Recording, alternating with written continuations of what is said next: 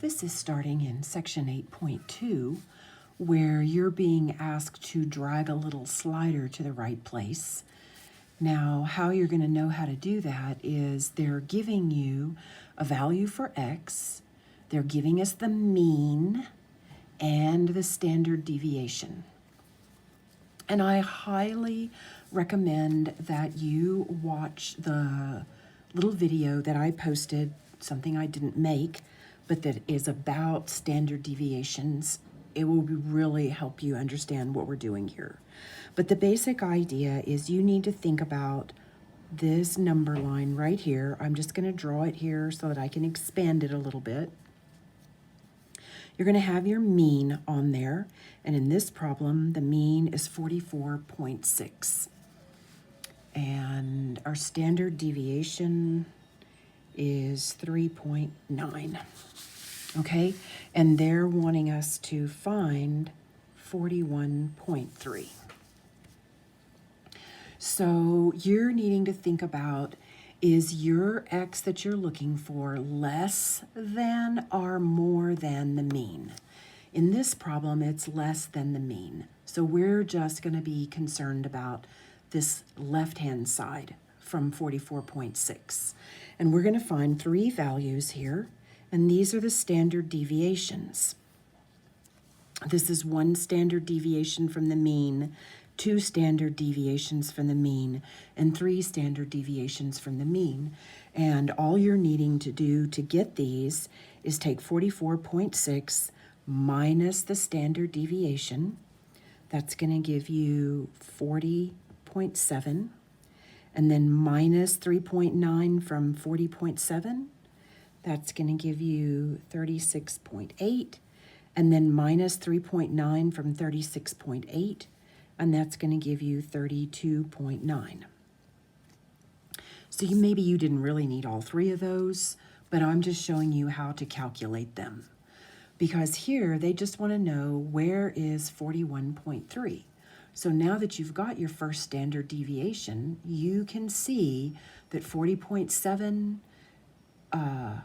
you can see that 41.3 is going to be in between, I just did that in the wrong place.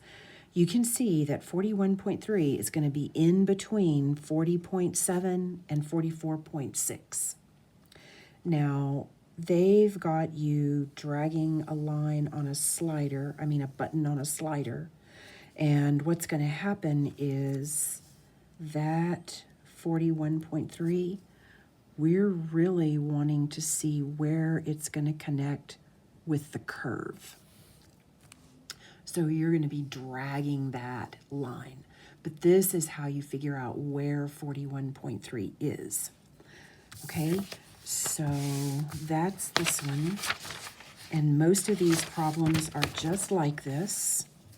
Okay, so here they're asking you to find the x value of 34.8. They're giving you the mean and the standard deviation, 3.9.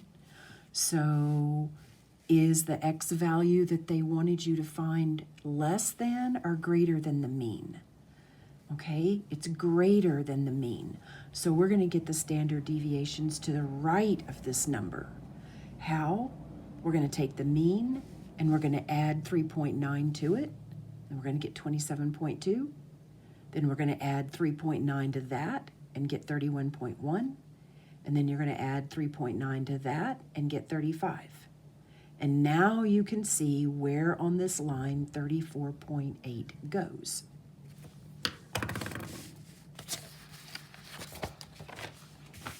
Here, the mean is greater than the number that we're looking for. Here's the mean. So we needed to get our standard deviations to the left of the mean. So this time it was 1.6. 35.8 minus 1.6. 34.2 minus 1.6. And 32.6 minus 1.6. Now that we've got the standard deviations on here, it's easy enough to see where 31.3 is going to fall on this number line.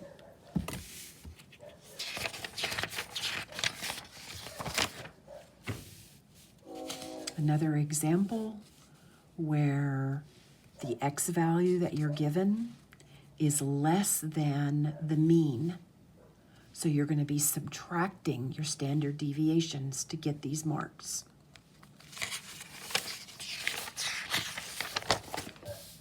Here's another example where the x value you're looking for is much greater than the mean. So we're going to get the standard deviations to the right of the mean by adding 1.2 each time. In this one, our x value that we're looking for is out here past our third standard deviation. Now, in this problem, one thing that you're needing to know, well, I recommend watching the video that I didn't make.